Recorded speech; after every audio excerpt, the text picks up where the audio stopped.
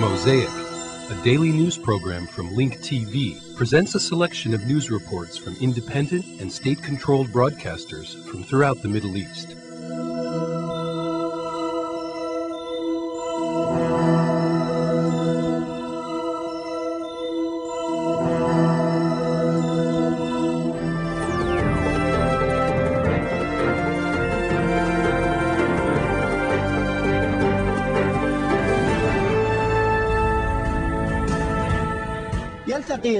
Tomorrow, the Palestinian President Mahmoud Abbas will meet with the Israeli Prime Minister Ariel Sharon. It will be the first visit of its kind since the ceasefire agreement between the Palestinians and the Israelis was declared in February of this year. This meeting is also the first of its kind to be held between a Palestinian president and an Israeli Prime Minister in Jerusalem, which comes amidst high expectations from both sides. It also comes after 4 months of a shaky ceasefire and amidst mutual insistence on presenting clear plans for the sake of making peace between the two sides.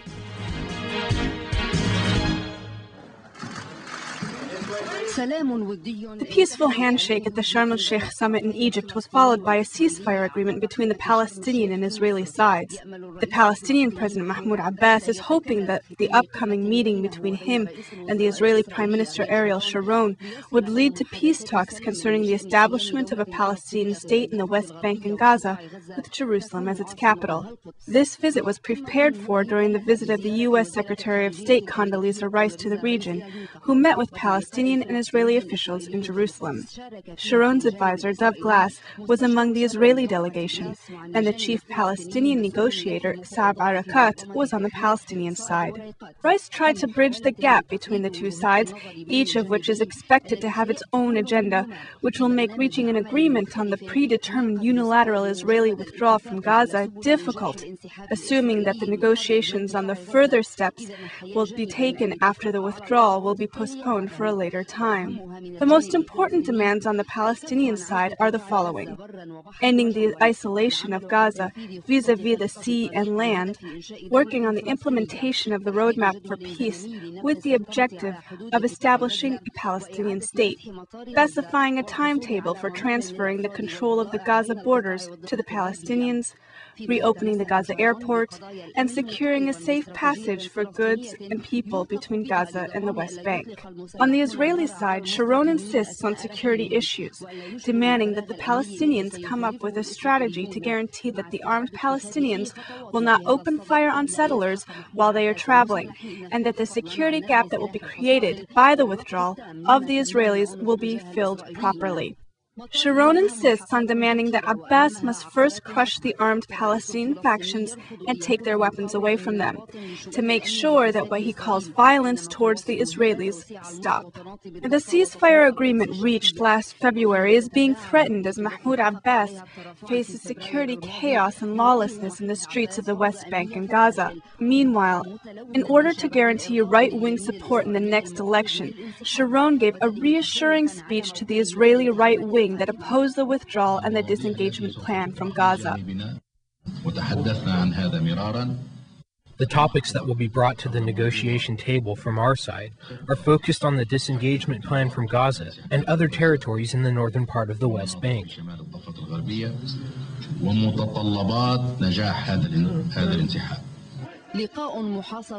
The success of the meeting is threatened by some Palestinians that feel Israel is planting the seeds of malice to spill more Palestinian blood. Meanwhile, Israel continues to imprison thousands of Palestinians and hesitates to withdraw from main cities in the West Bank. Israel is also hinting that Gaza will remain isolated even after the Israeli withdrawal.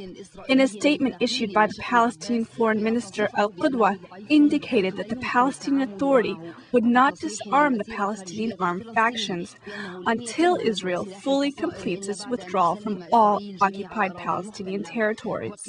Thus, expectations of what will transpire from this meeting are limited and probably will only result in a list of more security demands that both parties will face difficulties implementing. In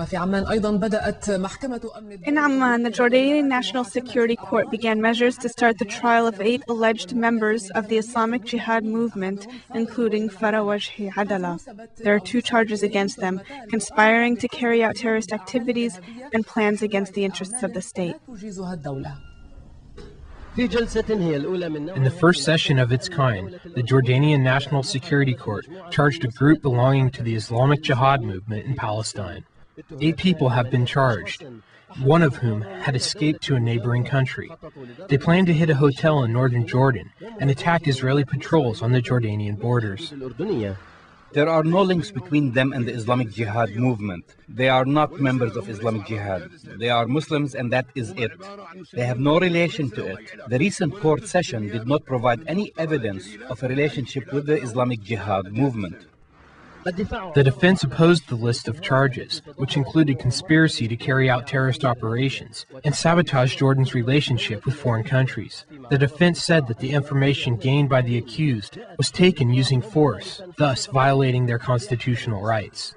The State Attorney General provided the National Security Court with his evidence, and none of the evidence was personal. However, it offered confessions that were taken using physical and psychological force.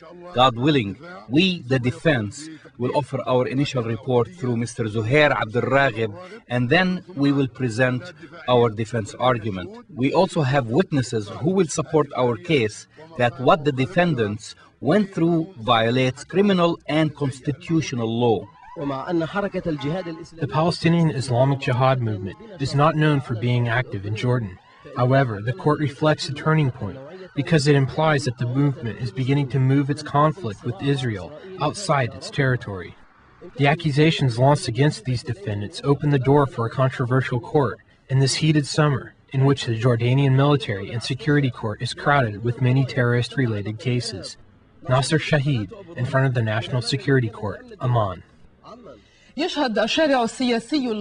social opposition movement Kafaya, which calls for comprehensive political reforms to take place before the presidential elections in September, has been gaining momentum in Egypt. This comes as the Egyptian parliament approved the presidential election law after heated debates between the government and ruling party on one side and the opposition on the other side. This also comes as Parliament member Talat Sadat, the nephew of the late President Anwar Sadat, nominated himself for the presidency of the Republic.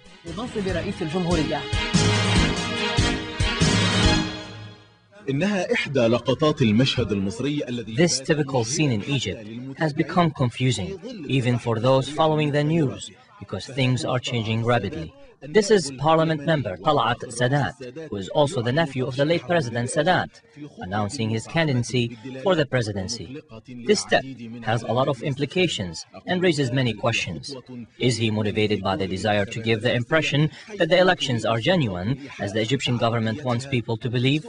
This is a legitimate question, despite Sadat's unusual election platform. He spoke in the same vocabulary used by the opposition. We will start by canceling the emergency law. We will release all the detainees, close the detention centers, and transform them into something productive. Egyptians did not expect the new presidential candidate to announce his candidacy at the same time the parliament passes the election law, despite opposition from the Wafd and Al-Ghad parties, Muslim Brotherhood parliament members, and leftist movements. The opposition forces have reached an agreement among themselves to reject the new election law, which claims to allow multiple candidates to run, because in reality it makes it almost impossible for anyone to run if he does not come from the ruling party. But nonetheless, the opposition groups are still divided. The opposition parties persistently said that the ruling party has a lot of advantages over other parties and have total control over the media and the government, and that the candidates from other parties do not stand a chance. تكشفت الأمور عن أن هذه مسائل لا يمكن لا تقترب إطلاقا من الإصلاح. It became apparent that what they are doing has nothing to do with reform. Nothing has been done to achieve the reforms that our nation and political parties agreed to in December 1997. What is happening now is polishing authoritarianism. وما يحدث حاليا هو تقنين للاستبداد. الاتهامات تتوالى والمشهد يوضح حجم الاحتقان رغم تعمد السلطات. As accusations continue to be launched against the regime, the Egyptian people are simmering despite some of the statements that were released by the Egyptian authorities, such as promising to cancel some of the laws that constrain some freedoms, or that President Mubarak is about to appoint a civilian vice president and end intervention by military figures as the opposition has demanded. The Egyptian people are simmering every day with anger, which explains why we continue to witness this scene. However, the protesters are not giving up, and they have always changed their approaches and even used mosque squares to pray for reforms. Many people are praying that these maneuvers will unite the opposition. While some believe that this is possible to achieve, others believe that this is a hopeless mission, especially after the Muslim Brotherhood joined the opposition, making them feel that the opposition does not speak for them anymore.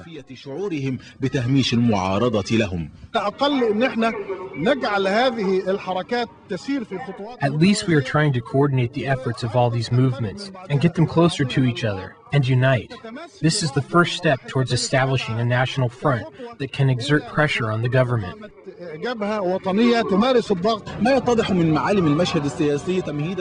As the presidential elections are nearing, the Egyptian scene is becoming more heated and active regardless of the results.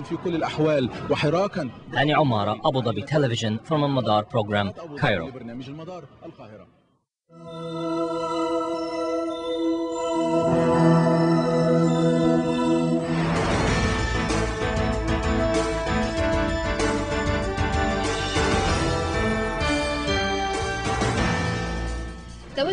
The U.S. Secretary of State Condoleezza Rice headed to Saudi Arabia as she winds up a tour of a number of Middle Eastern nations. The Saudi visit followed up a stop in Egypt, where she gave a lecture at the American University on democracy, in which she directly criticized the countries in the region of not complying with political reforms. After meeting with the Egyptian President Hosni Mubarak and senior officials during her visit to Egypt, Rice spared some sufficient time for meeting with some academic, diplomatic, and political figures where she gave a speech on democracy.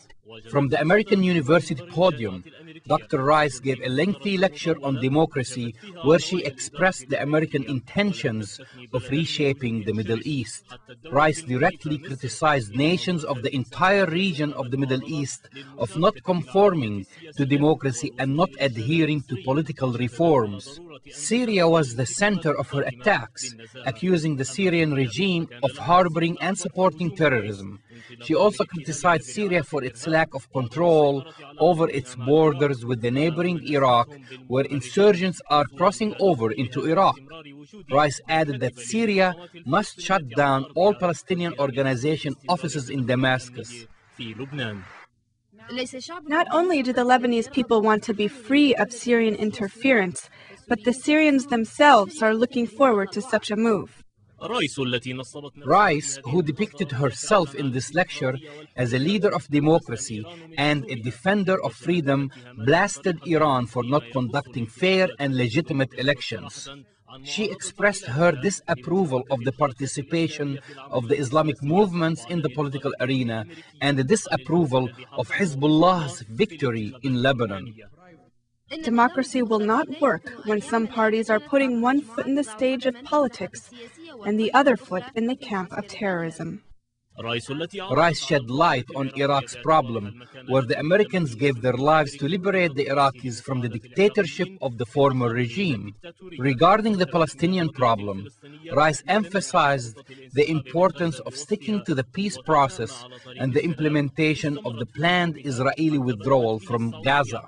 Her harsh criticism extended to Saudi Arabia, which will be her next and last destination in this Middle East tour.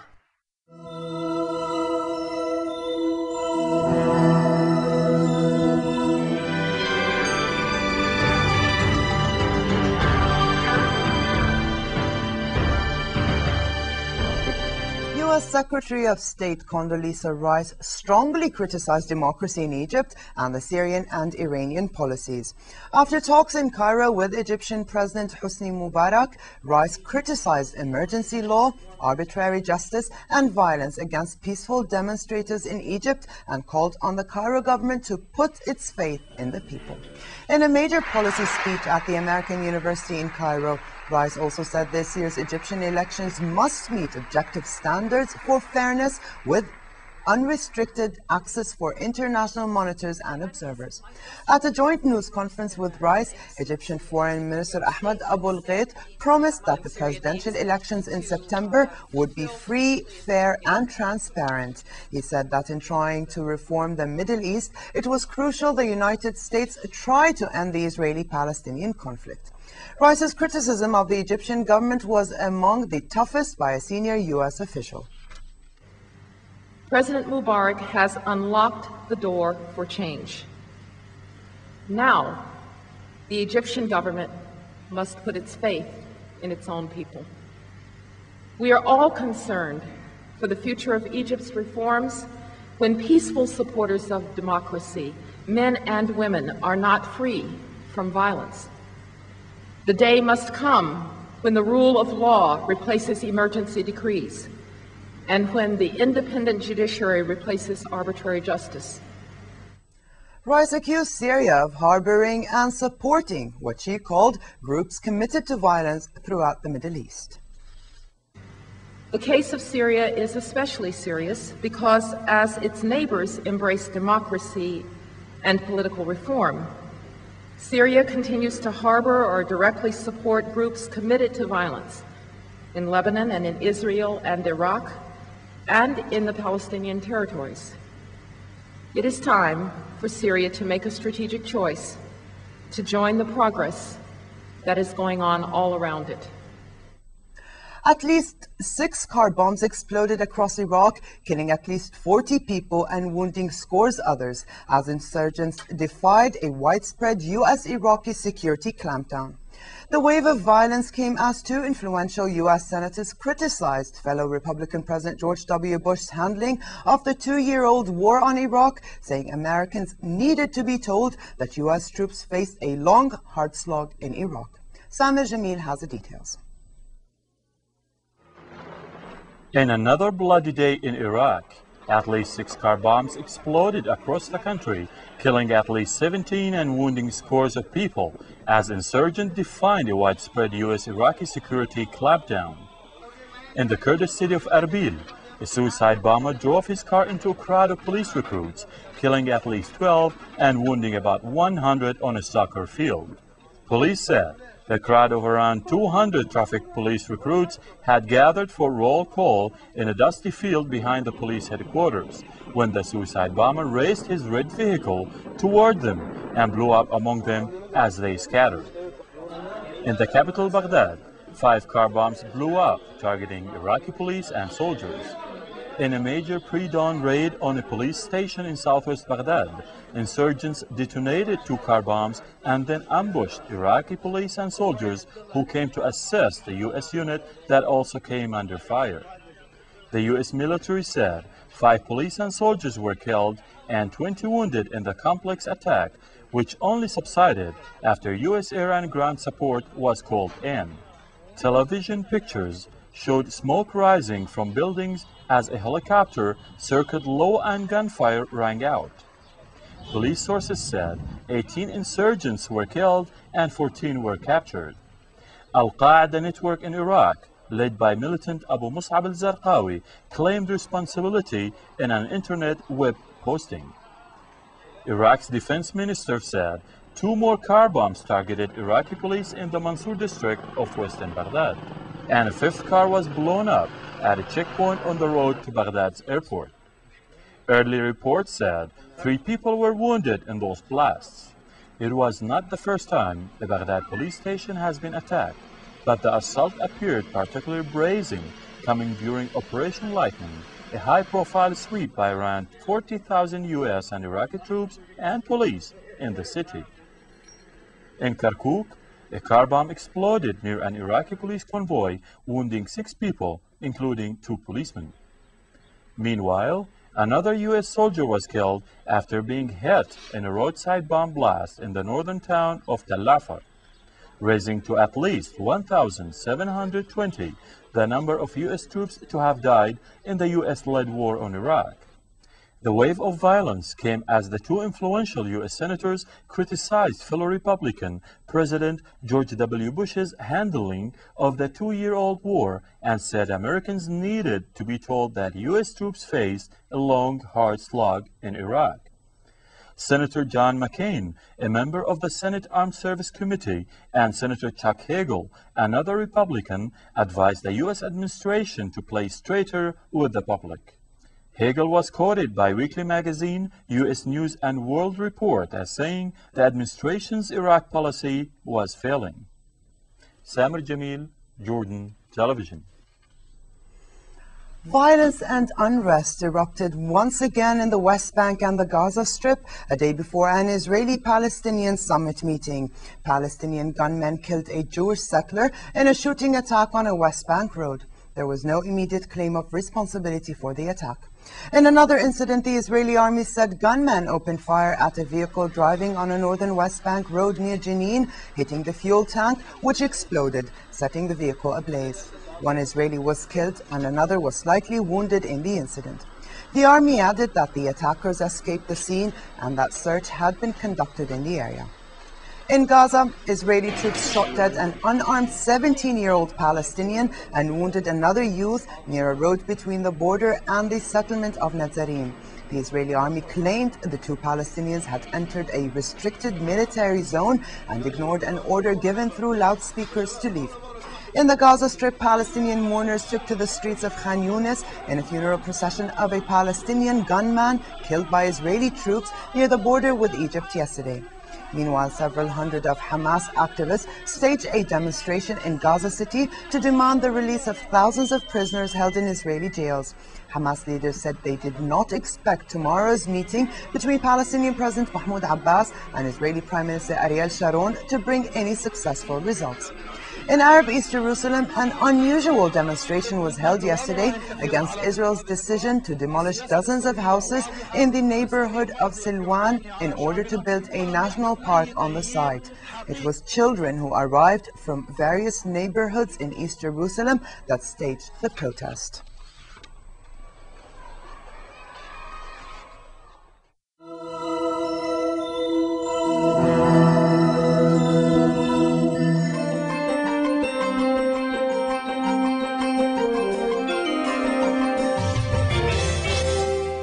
Opposition alliance promised sweeping change after winning a majority in the first parliamentary election in 3 decades without Syrian troops in Lebanon.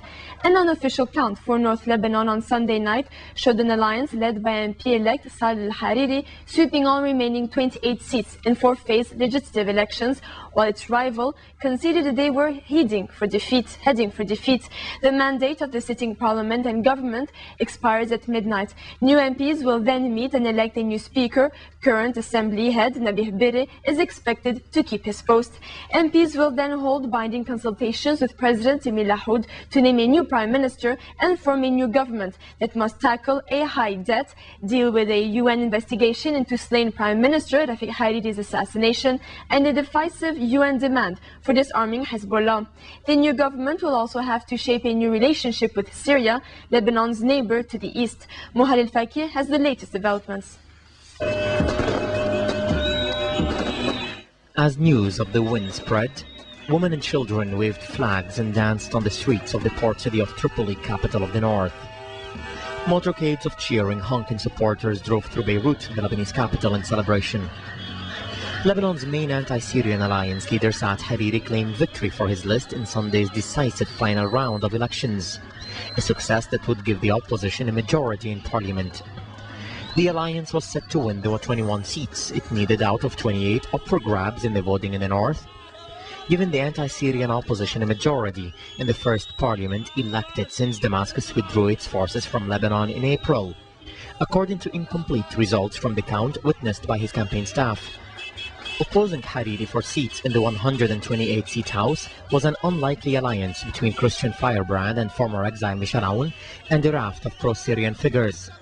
Aoun's ally pro-Syrian Deputy Sulaiman Farangieh admitted defeat for his alliance.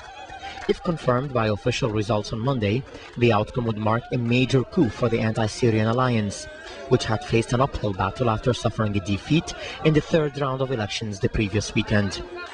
The outcome would give Hariri the opportunity to become prime minister, following in the footsteps of his slain father Rafik Hariri, who held the post 5 times.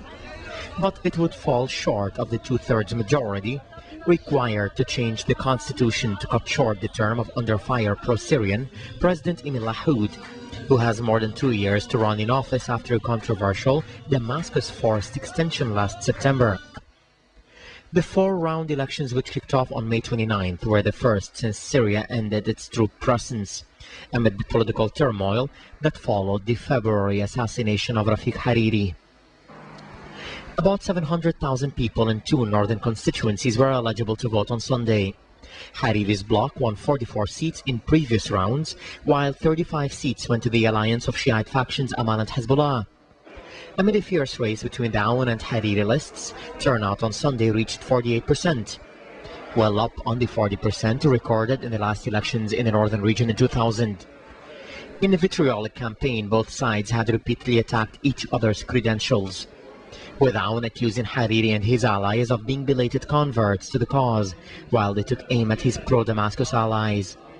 The official news agency reported some minor incidents, including a man arrested in Tripoli after a brawl. A clear-cut outcome was likely to provide a major boost for a country which could ill afford an extended period of uncertainty. The turmoil following Hariri's massive bomb blast, which killed the late premier, dented confidence in an economy burdened with a massive national debt of some $35.5 billion.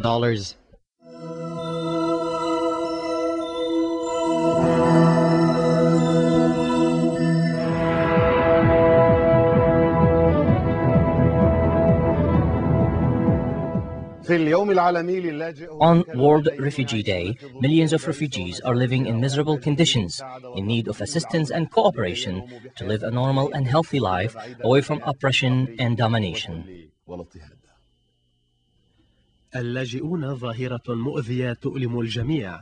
The presence of refugees is painful and saddens everyone.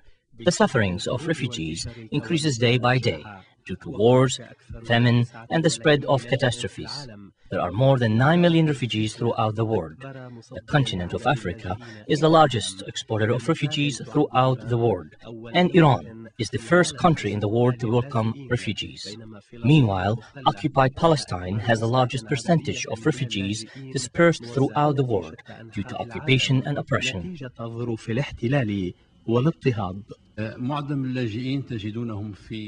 Most of the refugees are in Africa, Iran, and Pakistan. We have general programs for dealing with refugees. We have specific programs to assist the refugees and the countries that help them. Syria is among the few countries that deal with refugees in a humanitarian way and offer all methods of assistance and cooperation.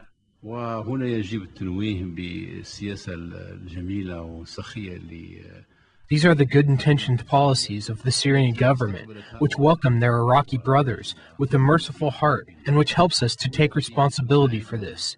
There are about 500,000 Iraqi refugees here.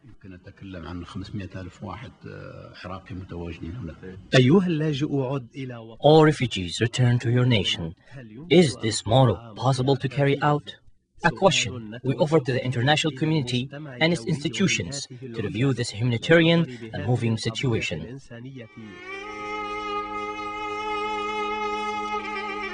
The views expressed on Mosaic are not those of Link TV or its sponsors, but of the broadcasters themselves. Mosaic is made possible by a grant from the John S. and James L. Knight Foundation, which promotes journalism excellence worldwide and invests in the vitality of 26 U.S. communities, and the William and Flora Hewlett Foundation. Additional support is provided by the Firedoll Foundation and Henry and Virgilia Dakin.